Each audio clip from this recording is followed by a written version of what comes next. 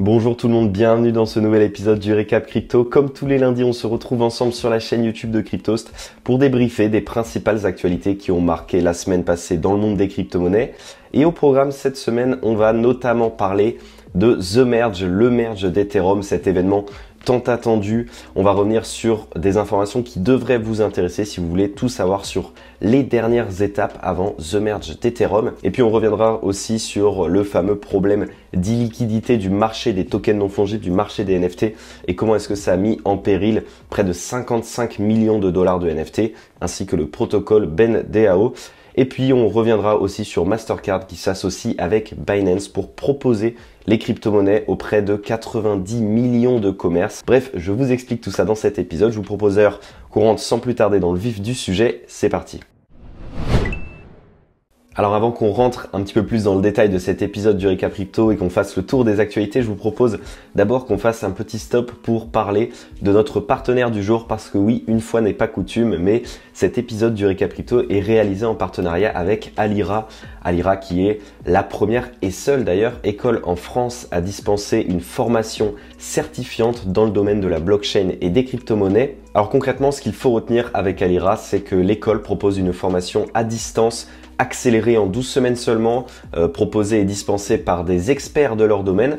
Vous aurez le choix entre 3 cursus. D'abord un cursus plus orienté sur le développement, donc apprendre à coder sur la blockchain, développer des smart contracts, etc. Un cursus orienté sur le consulting lié à la blockchain et puis un cursus orienté sur la finance décentralisée. Évidemment, vous aurez des cours qui sont parfaitement à jour, construits en collaboration avec plus de 100 entreprises partenaires et déjà bien implantées dans le domaine de la blockchain. Et d'ailleurs, cette formation est également finançable, c'est-à-dire que vous pouvez avoir des subventions via Pôle emploi ou via votre CPF pour pouvoir vous aider à financer cette formation chez Alira. Ben voilà, si ça vous a intéressé et que vous souhaitez ou que vous songez à prendre un virage dans votre vie professionnelle, n'hésitez pas, renseignez-vous très sérieusement sur Alira, ça vous aidera en tout cas à partir du bon pied dans le monde de la blockchain. Bref, assez parlé, commençons maintenant avec la première actualité de cette semaine. Et vous le savez, ce n'est plus qu'une question de jours avant l'un des événements les plus attendus, si ce n'est l'événement le plus attendu de l'année,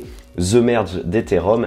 Et justement, cette semaine sur Cryptost, nous vous sortions un article spécialement dédié sur cet événement avec quelques informations importantes à connaître sur justement les prochains jours et surtout les dates exactes de The Merge. Alors petite parenthèse pour ceux qui auraient manqué cette information, The Merge concrètement ça consiste en la transition de la blockchain Ethereum depuis une chaîne qui fonctionne actuellement sous un consensus de type Proof of Work, donc preuve de travail, vers une chaîne qui fonctionne sous un consensus de type Proof of Stake, preuve d'enjeu. Et bien si vous vous questionnez sur quand se déroulera The Merge d'Ethereum, et justement on a reçu cette semaine un peu plus d'informations à ce sujet. Ce qu'on attend concrètement, c'est la dernière mise à jour de la Beacon Chain. La Beacon Chain étant la chaîne qui fonctionne sous un consensus de type Proof of Stake, qui sera donc finalement la nouvelle branche d'Ethereum.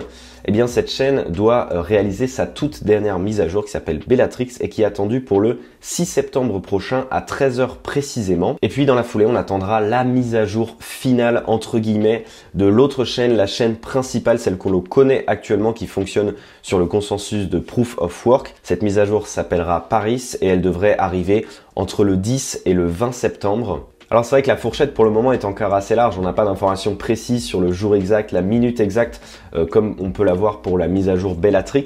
Toutefois, ce qu'il faut retenir, c'est que pour que cette mise à jour ait lieu, la mise à jour Paris, il faudra attendre un moment précis. C'est le moment où la Terminal Total Difficulty atteindra un certain seuil. Concrètement, cette mesure, elle correspond à la difficulté totale de minage sur la chaîne principale. Lorsque la difficulté totale de minage atteindra un certain seuil, eh bien, on déclenchera la mise à jour Paris et le prochain bloc qui sera généré ne sera non plus miné sur la blockchain que l'on connaît actuellement, mais sur la Beacon Chain et c'est ainsi qu'on opérera la transition vers la chaîne qui fonctionne sur le consensus de type Proof of Stake. Évidemment, dans la foulée, les mineurs ne seront plus récompensés pour miner sur la chaîne principale et c'est ainsi qu'on espère que la migration s'effectuera de manière correcte et sans accroc. Voilà, vous avez un peu là toutes les informations importantes à connaître sur la dernière ligne droite avant The Merge d'Ethereum, cet événement évidemment extrêmement important dans l'histoire de la blockchain, mais également dans l'histoire de l'écosystème des crypto-monnaies en général. Et on enchaîne avec une autre actualité importante de cette semaine. On apprenait en effet que Mastercard s'est associé avec Binance dans l'optique de proposer les paiements en crypto-monnaie aux plus de 90 millions de commerçants partenaires de Mastercard. Alors ça fait quelques temps déjà qu'on le sait, Mastercard prend très au sérieux l'industrie des crypto-monnaies et justement son PDG Michael Miebach vient de confirmer une nouvelle fois les ambitions démesurées de la société de services de paiement et surtout sa volonté de s'implanter durablement dans le secteur des crypto-monnaies. Alors concrètement cette semaine le PDG de Mastercard s'est exprimé sur LinkedIn au sujet de la technologie de la blockchain et des crypto-monnaies. Il a notamment donné son avis sur les clés de la démocratisation à l'échelle mondiale de cette technologie. Et pour lui, le pouvoir de la blockchain pourrait être débloqué si elle venait à être plus facile d'accès et donc plus facile d'utilisation. Et évidemment, pour lui, ça passerait par le fait qu'on puisse l'utiliser pour des achats quotidiens, par exemple. Et donc, évidemment, ça passerait indirectement, ou voire même pour lui directement par Mastercard. Je cite: « Nous travaillons avec Binance pour permettre aux personnes d'utiliser leurs cryptos afin d'effectuer des achats dans plus de 90 millions de commerces qui acceptent Mastercard. » Alors on le sait déjà, les deux géants s'étaient associés pour proposer la Binance Card en Argentine, mais l'idée c'est que ces services soient désormais déployés dans le monde entier pour que, in fine, l'ensemble des commerçants qui utilisent le réseau Mastercard puissent indirectement accepter les paiements de leurs clients en crypto-monnaie et puis être réglés s'ils le souhaitent encore en fiat. Alors évidemment, dans un contexte où le marché des crypto-monnaies est en berne et dans le rouge, est en bear market, avoir un positionnement aussi net de la part du PDG de Mastercard vis-à-vis des crypto-monnaies et de la technologie de la blockchain est relativement rassurant, est un signe de confiance important. Et on enchaîne avec une actualité qui parle des hardware wallets. Et en effet, il semblerait que les hardware wallets ne soient pas impactés par le bear market, ou tout du moins pas impactés dans le sens que l'on pourrait imaginer. En effet, les ventes des hardware wallets ont tout simplement explosé depuis la faillite de Celsius et les récents hacks qui ont touché la finance décentralisée. Et pour mesurer la popularité des hardware wallets auprès des investisseurs crypto, il suffit de se pencher du côté du meilleur représentant de cette industrie, à savoir la licorne française Ledger. Et justement, en juin dernier, Ledger tenait une conférence dans laquelle elle révélait les résultats de son entreprise sur les 6 premiers mois de l'année. Et justement, en 6 mois, eh bien, la société aurait vendu près de 5 millions de portefeuilles physiques. Sauf que depuis, il semblerait que les ventes se soient réellement mises à augmenter. Interrogé par nos confrères de Decrypt, un représentant de Ledger aurait expliqué que depuis le mois de juin, les ventes se sont multipliées par 4,5, rien que ça. Et il justifie eh bien, cette explosion des ventes par tout simplement les turbulences que rencontre l'écosystème crypto sur cet été. Je cite: « Les problèmes récents avec les plateformes de lending, les hacks de bridge, les attaques de portefeuille Solana, etc. n'ont fait tout simplement qu'augmenter la demande et les ventes. » Et ce constat, il n'est pas propre à Ledger, il est également partagé par les autres constructeurs de hardware wallet, notamment SafePal, qui est une société basée à Singapour, qui explique avoir enregistré une croissance substantielle suite notamment à l'effondrement des institutions financières centralisées et aux crises de liquidité qui affectent l'industrie des crypto-monnaies. Finalement, cette actualité, elle apparaît relativement logique puisque quand on regarde en rétrospective les récentes affaires qui ont touché l'écosystème des crypto-monnaies, on se rend compte finalement que la sécurité est un aspect primordial. En effet, à la suite de l'effondrement de l'écosystème Terra et de son stablecoin UST, on a eu la chute de Celsius, qui était une plateforme de lending centralisée. On a eu la chute de Voyageur Digital, du fonds d'investissement 3 Hours Capital, de la plateforme Genesis Trading. Bref, énormément de plateformes qui ont été obligées de mettre la clé sous la porte et qui ont mis en danger également les fonds de leurs utilisateurs, des utilisateurs qui logiquement vont désormais se tourner vers des moyens de stocker leurs crypto-monnaies de manière non custodial, de manière beaucoup plus sécurisée et d'avoir finalement enfin la main sur leurs crypto-monnaies. On enchaîne avec une actualité qui aurait pu avoir des répercussions dramatiques sur l'état du marché des NFT. La semaine dernière, des dizaines de NFT auraient pu se voir liquider et plus précisément ce sont 30 300 Ethers, soit environ 50 millions de dollars au moment de l'écriture de cet article, qui étaient en passe de se voir liquider dans cette affaire. Alors une question doit vous trotter dans l'esprit, comment est-ce possible qu'on puisse se faire liquider un NFT ? Eh bien, pour comprendre ça, il faut aller se pencher du côté du protocole BendDAO. C'est un protocole qui permet d'obtenir des prêts instantanés en Ether en déposant en collatéral un NFT. Ces prêts ils peuvent atteindre jusqu'à 85% du floor price de la collection concernés par le NFT finalement qu'on dépose en collatéral. Alors évidemment, comme pour n'importe quel protocole de lending décentralisé, ces emprunts sont sujets à la liquidation. Si le floor price de la collection descend en dessous du montant que vous avez emprunté, eh bien le protocole va directement liquider votre position, donc vendre votre NFT et rembourser sa position. Et c'est d'ailleurs pour cette raison que le marché des NFT est actuellement menacé. En effet, vous le savez, si vous avez suivi un peu les dernières actualités sur Cryptost, on l'a mentionné plusieurs fois, mais le marché des NFT connaît actuellement une perte d'engouement. Même les collections qui étaient les plus en vogue, notamment Azuki, Bored Ape, les CryptoPunks, ont connu une telle perte d'engouement que leur floor price a récemment énormément diminué. Et autrement dit, si cette tendance se prolonge, eh bien, les floor price risquent de descendre en dessous d'une valeur telle que énormément de positions sur BenDAO pourraient être liquidées. Mais alors voilà, ce qui se passe actuellement, c'est que BenDAO fait face au problème d'illiquidité du marché des NFT.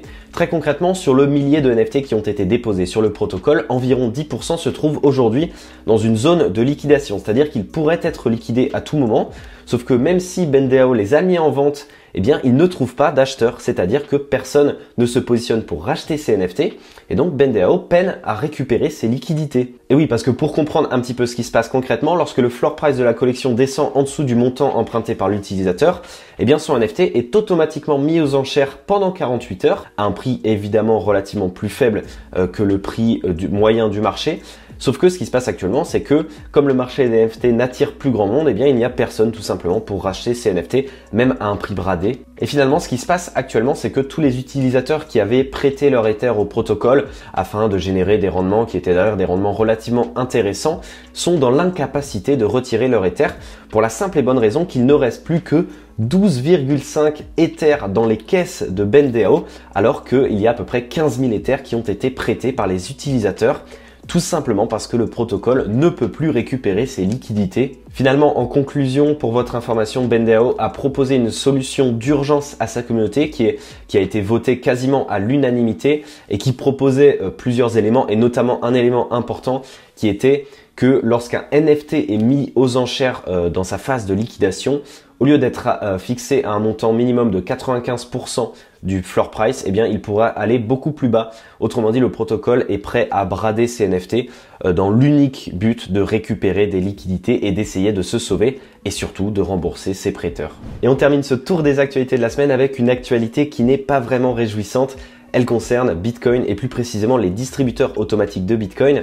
En effet, General Bytes, qui est une société qui construit et commercialise des distributeurs automatiques de Bitcoin, a dévoilé la semaine dernière que des pirates ont exploité une faille de sécurité dans leur machine qui leur aurait permis de détourner des bitcoins qui étaient achetés par des clients. Alors pour rentrer un peu dans le détail, finalement, les pirates ont réussi à se créer un faux profil d'administrateur sur l'ensemble de ces machines qui leur octroyait évidemment tous les droits associés à ce statut. Et concrètement, lorsqu'un utilisateur achetait des bitcoins ou envoyait des bitcoins sur une adresse via les distributeurs automatiques, eh bien, ils étaient redirigés sur une nouvelle adresse qui était choisie évidemment par les attaquants, qui faisait finalement qu'ils subtilisaient l'ensemble des bitcoins qui étaient achetés via ces distributeurs automatiques. Alors évidemment, General Bytes n'a pas souhaité communiquer sur l'ampleur des dégâts de cette attaque. Toujours est-il que la société a demandé à l'ensemble des exploitants des distributeurs automatiques de mettre à jour la dernière version du logiciel de leur machine afin qu'elle ne soit plus vulnérable à cette faille de sécurité. Selon le site web de General Bytes, la société aurait déjà vendu plus de 13 000 machines dans 143 pays à travers le monde. Plus de 180 devis sont acceptés afin d'acheter du Bitcoin sur ces machines et d'ailleurs, depuis leur commercialisation, près de 22 millions de transactions ont déjà été effectués. Voilà, c'en est tout pour ce tour des actualités de la semaine. J'espère que cet épisode du Récap Crypto vous aura plu. Pour information, cet épisode, vous le savez déjà, mais était réalisé en partenariat avec Alira. Alira qui est l'unique école qui fournit une formation à la blockchain et aux crypto-monnaies en France. Une formation certifiante, 100% à distance, qui se réalise assez rapidement en 12 semaines. Une formation aussi qui est construite en partenariat avec près de 100 partenaires déjà bien implantés dans l'écosystème des crypto-monnaies. Déjà plus de 1000 personnes sont passées par Alira, plus de 1000 apprenants que vous pourrez retrouver aussi sur la communauté Discord d'Alira si vous souhaitez en tout cas vous former via Alira. Bref, moi je vous invite tout simplement à vous renseigner sur cette école en allant directement dans les liens qu'on vous met dans la description. je vous invite à le faire. Ces cursus sont vraiment adaptés à tous ceux qui souhaitent prendre un virage Web3, un virage blockchain ou crypto-monnaie dans leur carrière professionnelle. Bref, voilà, c'en était tout donc pour cet épisode du Récap Crypto. Il y avait évidemment bien d'autres actualités que je vous invite aussi à retrouver sur le site internet de Cryptos. Moi, je vous souhaite de passer une excellente semaine et je vous dis à lundi prochain.